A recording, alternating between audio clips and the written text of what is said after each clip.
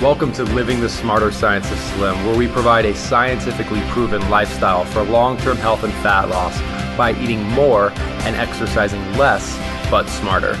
Eat smarter, exercise smarter, live better. I am so ready for that. Hello, world. This is Carrie Brown. Jonathan, stop laughing at me. Hello, world. You sound like the first computer program. Hello, world. World, how are you today? I have never started a podcast with Hello, world, so I decided it was about time. And, you know, because we do have listeners all over the world that are listening to our ridiculousness, so I wanted to greet them appropriately, and all you could do was laugh at me. Laughing with you. We're laughing with you, not at you. Can I introduce you now? Yes. This is Carrie Brown, and over there in the argumentative corner is Jonathan Bailor. Woo. Hello, world, as well. I also greet you in a very formal fashion. Carrie, we have all kinds of good stuff to talk about this week. It's a grab bag. What are we going to talk about? Carrie, we're going to start talking about, I know something that you think about all the time. Something that preoccupies you. At my house wired. Something that preoccupies you. Blog post the other week that I thought you had my house wired. Well, Carrie, this is going to prove it right now, because I know that what I'm going to talk about right now is something that really hits home for you, and that's running.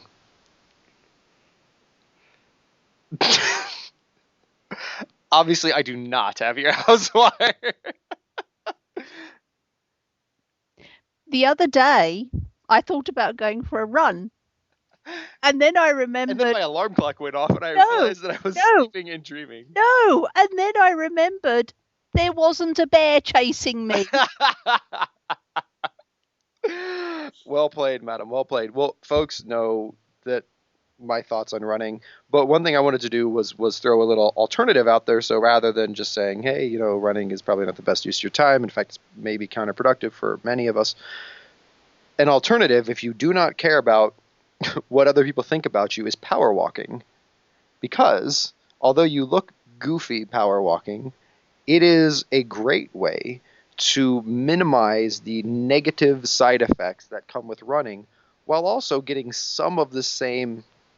If you like running, you may enjoy power walking. So especially for maybe some of our more mature listeners, power walking is awesome. Like, it does not take place of our eccentric exercise, but just in terms of health benefits, in terms of psychological benefits, in terms of mood benefits, power walking gets a Smarter Science of Slim 2 thumbs up. It is a form of smarter exercise that I do recommend.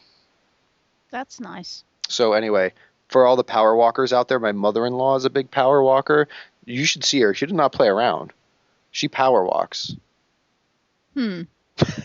She is a power walker, and I support that. So I just wanted to tip my hat to the power walkers out there and say, Jonathan Bailor gives you 2 thumbs up. Yay. Yay. Next You'll never subject. catch me doing it, but hey, if that floats your boat, lovely people, you go right ahead. Next subject is coffee. Oh. Coffee. So, a couple things. I recently started drinking coffee.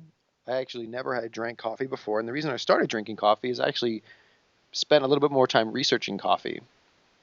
And while there are not a whole lot of randomized controlled trials around coffee, there are a couple things we can know about coffee. One, we know that coffee it's not a fattening food, certainly. It's just and it's not brown water either. It actually contains nutrients in it. It has nutrients. It is derived from a bean, and it is a natural substance, which is good. So the reason I mention this is because I'm a huge green tea fan, and I obviously think green tea is just top of the stack. But for some people, I've heard that the kick that they get from green tea is not at all the same as the kick they get from coffee. I think you've just made an awful lot of people real happy, because I think there's a lot of coffee drinkers out there who, for some reason, just assumed that a sane life would not include coffee. So I think you've just made probably tens of thousands of people really, really happy. Well done, sir. Well, absolutely. Well, and the good news, so the key distinction here, folks, is that we talk about, and we've said this a couple times, there's insane foods, there's foods that are kind of in the middle, and then there are therapeutic foods. Green tea is a therapeutic food. Like, we should go out of, even if you don't like green tea, add it to your smoothies. It is a therapeutic food. Coffee is not. Coffee is, but it is not insane. It is essentially water that has caffeine and nutrients in it. The only kind of downside, and it's not the caffeine, because caffeine up to 300 milligrams per day has not been shown to do anything negative to us. In fact, it's been shown to increase mental awareness. It actually makes you smarter in clinical trials. Like, literally, they do memory tests. It's incredibly easy to study, and it actually makes you smarter. It improves athletic performance, and this is caffeine from any source. And coffee, again, it's going to provide you with caffeine. Caffeine up to 300 milligrams, not bad for you. Coffee is acidic, meaning it can create a more acidic environment in your body. But if you're eating an otherwise sane lifestyle, you will have a very alkaline environment in your body from all the non-starchy vegetables, lemons, omega-3 fats. So you don't really need to worry about that. Okay, I have a correction. Sure. I think you've made hundreds of thousands of people really happy now. So the point is, again, if you don't drink coffee now, you don't need to go out of your way to start drinking coffee. But two things to keep in mind. One, if you want like a kick in the pants, some people have told me they don't get that from green tea. They just don't. And there's a reason for that. Green tea has another substance in it, and I'm going to mispronounce this. It's called like thromabine or thermabine or something, whatever. The point is it kind of counteracts the effects of caffeine. It's also found in cocoa, and that's why you don't get a caffeine buzz when you eat cocoa, because it has caffeine, but it has this other TH substance. Theobromine is, I think, the word you're looking for. Look at Carrie coming up with the awesome. How did you know that? I spent years of my life making chocolate, Jonathan. Oh, yeah. Theobromine, Carrie. I am a chocolate expert, Jonathan. Love it. Did you forget that? Well, no, that's you are an expert. That's awesome. But anyway, so coffee doesn't have that in it. So when you drink coffee, it's going to kick you in the pants a little bit. This is caffeinated coffee, more than green tea will. And that's okay as long as you don't add a bunch of insane garbage. That's the key. Don't add a bunch of heavy cream, not because we're afraid of fat, but just because it's not a sane substance. If you do want to add stuff to your coffee, cinnamon is a great option because cinnamon is a therapeutic food and it has a nice taste to it. Erythritol is a quite good sweetener in coffee. Stevia is a good sweetener for coffee. Or our friend xylitol. Or even, and this is an interesting breakfast option that some people have come up with to get the metabolism kick-started, protein powder in your coffee. So take some vanilla, some chocolate, protein powder, whey, casein, whatever you want. Put it there in your coffee, sweetens it up, tastes quite good, and now you have nice protein, a little protein shake there that'll kick in the pants a little bit.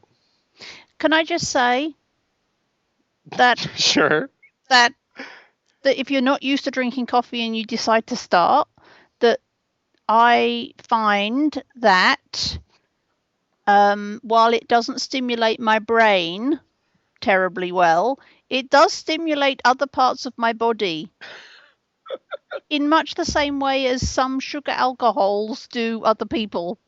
So if you're new to coffee, just take it easy when you start out. It's actually, well, no, I'm not. Was that graphic enough? No, that. Are they all with me? Do they know where I'm going with this? I think they do. So okay. The takeaway is that if you're drinking black coffee or coffee without a bunch of insane garbage added to it, don't feel bad at all. And if you don't drink coffee and you start drinking coffee, just go easy. Just go easy on it. And also, and again, please don't feel like you need to give up coffee if you do eat it already. And do not drink coffee instead of green tea. If you have to, like if you like coffee because of its caffeinated impact on you, then get decaf green tea and drink that. Like you've got to, the green tea, again, think of it as therapeutic. Think of it, if possible, as non-optional. because it is so dramatically good for you. Good stuff, Carrie? Well, yes, and just another point on the how you're drinking your coffee. Of course, going to Starbucks and dropping $5 on the whatever the heck 38 names of coffee, added this, added that, blah, blah. Yeah, no, that's not what we're talking about. Yeah, exactly. We're talking about black coffee. Yeah. Simple, easy. And of course you can if you need to add almond milk or coconut milk or, whatever. That's all goodness. Yeah, just make sure what you're adding to the coffee is SANE. Yep. Exactly. Awesome. Carrie, Jonathan. the next subject is a subject which you're going to have to talk to because I have no idea. Oh, dear. And we have been getting some good questions about cool non-starchy vegetables that not a lot of people know what to do with. Okay. And one is cabbage. Which I know you're a fan of. Cabbage is awesome. Because for me, cabbage it's almost like a rice substitute. Like you can top cabbage. Tell us about cabbage. Cabbage. Love cabbage.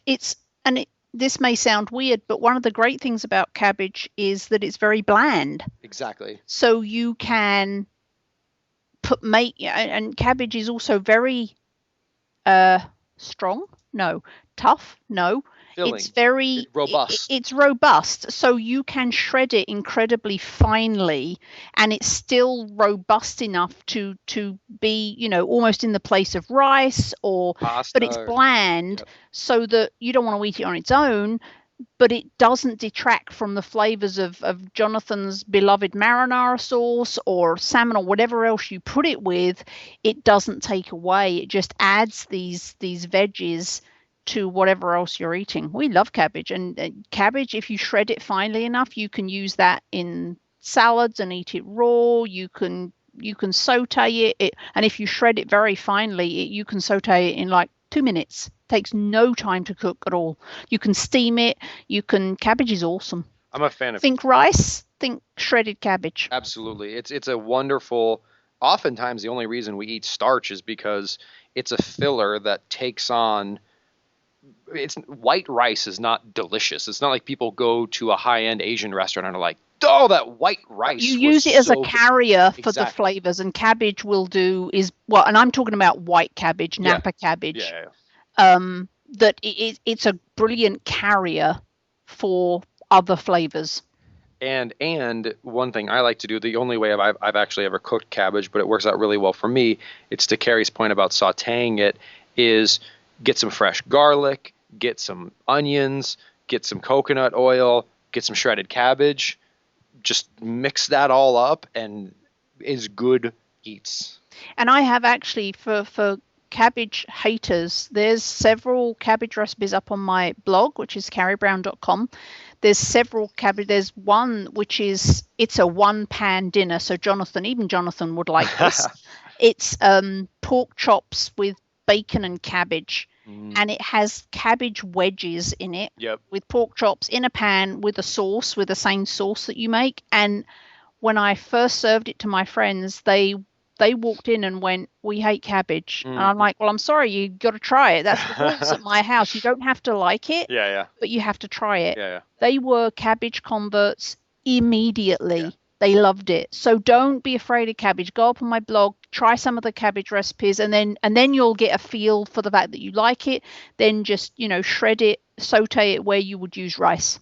And Carrie, I often think of, sometimes people say, "I don't like cabbage." Well, there are people that don't like tomatoes, like that would just not take a tomato and eat it like an apple, but they do like marinara sauce. They do like ketchup. So cabbage, I'm not going to get a head of cabbage and just get a fork and a knife and eat my head of cabbage. But it's it's almost like chicken, where you just put it in anything and it just makes it better almost. Yeah. Yeah. And go back in an earlier podcast, Carrie, we talked about ways to, if you have a taste that you like and you want to eat a lot of it, there's, for lack of term, fillers, like when we make smoothies and you really like it, if you add more ice, you just have more of it. If you have and water's good. We like water. We love water. So if you have this sauce that you just really enjoy, don't just put it on your fish. Don't just put it on your nutrient-dense meat. Add some cabbage and have that too. Yeah. No, seriously, finely shredded white cabbage, sauteed for 2 minutes. Dump everything else. Dump your protein and your sauce on top of that. Fantastic. Love it. Love it, love it, love it. Next subject, Carrie Brown, is one of the newer... I feel like I'm on Wheel of Fortune. I just never know what's coming. You never know. This is very Forrest Gumpy on the Smarter Science of Slim podcast. It's kind of like a box of chocolates. You never know what you're going to get, but with no sugar added. It's just cocoa, very heavy, very heavy. It's like 100% dark chocolate. You don't need sugar. You have me. Oh, yeah. Carrie. Next question. Next question.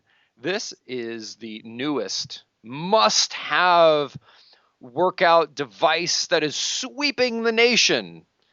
TRX. It's this awesome, like you hang from ropes.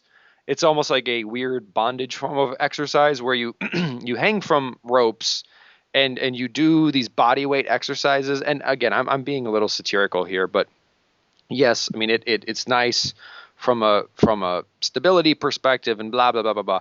Okay. Again, folks, the key thing to keep in mind when thinking of any exercise technique is if our goal is hormonal healing, set point lowering, long-term, practical, permanent fat loss and health, we want exercises which enable us to maximize resistance while minimizing safety.